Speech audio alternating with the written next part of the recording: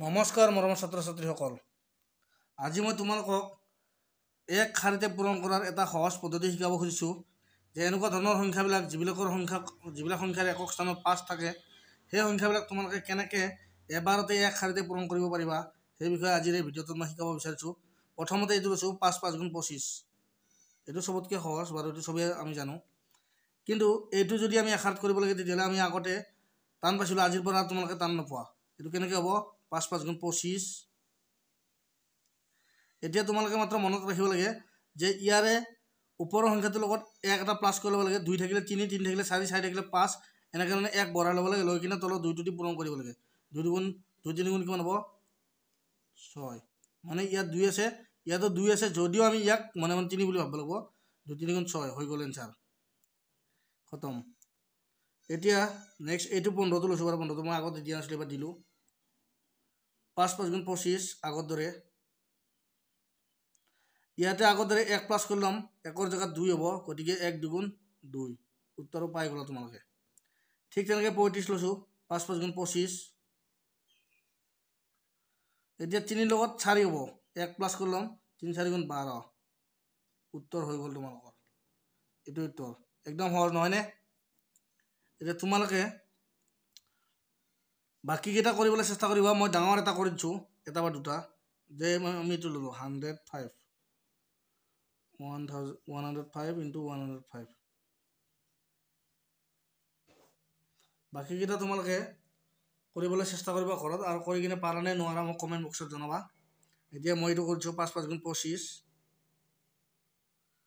ইয়াতে 10 আছে, 10ৰ লগত আমি 1 প্লাছ কৰি ল'ম, 11 কৰি ল'ম, 11 × 2 = 110। 11025 এনচাৰ হৈ গ'ল। নেক্সট আৰু এটা ল'ব পাৰা, 115।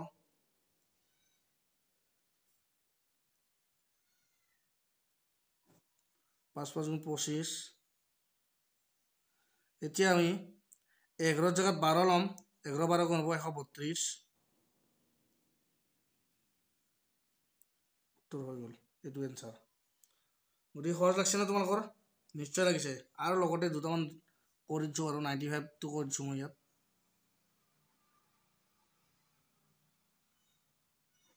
5 × 5 = 25, 9 × 2 = 90। ইয়াত 9 আছে, 10 কৰি লৈছোঁ, 9 × 2 = 90। এইটো হৈ গ'ল। নেক্সট আৰু এটা কৰি দিছোঁ মই তোমালোকক, 85টো কৰি দিছোঁ। বাকীকেইটা বেছি দিয়া নাই তোমালোকক, 4টামান ঘৰত কৰি দিছোঁ, সেইকেইটা কৰি চাবা তোমালোকে। 5 × 5 = 25, 8 × 9 = 72। ইয়াতে 8 আছে, 9 ৰৈ ল'ম, 72। এইটো এনচাৰ। গতিকে কেনেকুৱা লাগছে? ইজি লাগছে নে লগা নাই? নিশ্চয় লাগিছে। এইবাৰ মই তোমালোকৰ একক স্থানত থকা সংখ্যাবিলাকৰ পূৰণফল কেনেকৈ সহজতে কৰিব পাৰি সেই বিষয়ে শিকাম। যিবিলাক সংখ্যাৰ একক স্থানত 1 থাকে তেনেকুৱা সংখ্যাবিলাক আমি কেনেকৈ সহজতে এবাৰতে পূৰণ কৰিম সেই বিষয়ে শিকাম। প্ৰথমতে মই 11 × 11 লৈছোঁ। 1 × 1 = 1, 1 1 যোগ কৰিম 2, আৰু 1 1 × 1। এবাৰ পূৰণ, এবাৰ যোগ আৰু এবাৰ পূৰণ, মানে 1 1 × 1, 1 1 2, আৰু 1 1 × 1। এইটো হৈ গ'ল এনচাৰ, ফিনিছ। নেক্সট ল'লোঁ 21 × 21। এইটো আগৰ দৰে 1 1 × 1, 2 2 4, আৰু 2 2 × 4। এনচাৰ খতম তোমালোকৰ। নেক্সট 31 × 31, 1 1 × 1, 3 3 6, 3 3 × 9 হৈ গ'ল উত্তৰ। কিমান ইজি? 41 41, 1 1 × 1, 4 4 8, 4 4 × 16 হৈ গ'ল। ইজি লাগছে না? গতিকে ইয়াতকৈ সহজ পদ্ধতি তোমালোকে হয়তো নাপোৱা, কাৰণ এনেকুৱা পদ্ধতি আগতে হয়তো ক'ৰবাত স্কুলত তোমালোকে কোনোবা মাষ্টৰে নিশ্চয় শিকাইছে তোমালোকক, আৰু নাশিকা যদি আজি এই ভিডিঅ'টোৰ জৰিয়তে তোমালোকে এনেকুৱা ধৰণৰ সহজ ট্ৰিকবিলাক, মানে ট্ৰিকৰ সহায়ত পূৰণফলবিলাক, বৰ্গ সংখ্যাৰ যিবিলাক পূৰণফল সেই পূৰণফলবিলাক তৎক্ষণাত উলিয়াব পাৰিবা। গতিকে এইটো এটা বহুত সহজ পদ্ধতি আজিৰ এই ভিডিঅ'টোত মই তোমালোকক দিলোঁ। পাৰিলে আৰু দুটামান দিবলৈ চেষ্টা কৰোঁ, চাওঁচোন বাৰু।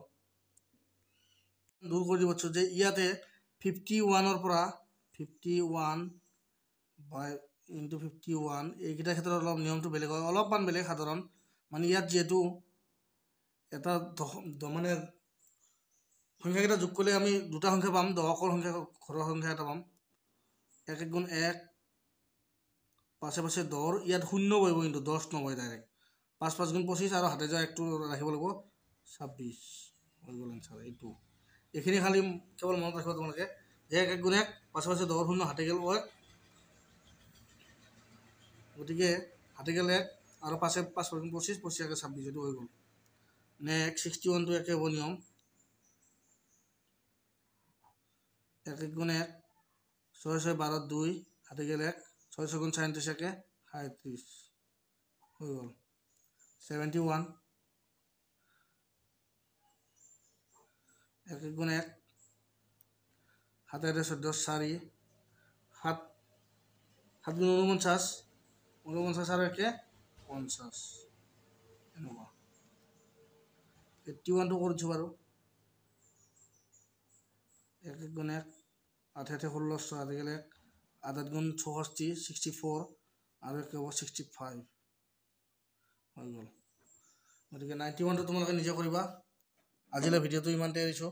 যদি ভিডিঅ'টো ভাল লাগিছে প্লিজ লাইক এটা কৰিবা, শ্বেয়াৰ কৰিবা আৰু লগতে চেনেলটো ছাবস্ক্ৰাইব কৰিবলৈ নাপাহৰিবা। ধন্যবাদ। জয় অসম।